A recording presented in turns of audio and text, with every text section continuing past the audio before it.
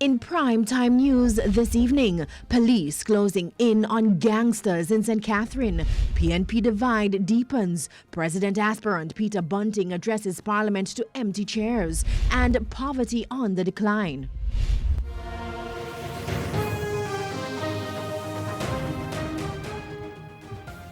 Good evening and welcome to Primetime News, on air and online at onespotmedia.com. I'm Herman Green. And I'm Janella Precious. Also this evening we have the top business stories of the day, and Milton Walker has our preview.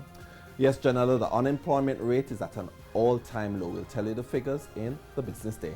Thanks, Milton. From Milton, we go to Jermaine, who has sports. What's coming up, Jermaine? Well, I tell you what, ain't no sunshine for Jamaica's netball at the moment.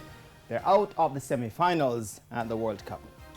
So dramatic. There's also sports commentary, E-Prime, and weather in this newscast. But before the break, the feedback question. This evening we're asking, if you were a PNP delegate, has either Peter's campaign done anything to make you vote for them? You can share your comment online, facebook.com/Television Jamaica, and tweet us at Television Jam. Please stay with us. Primetime News returns after this break.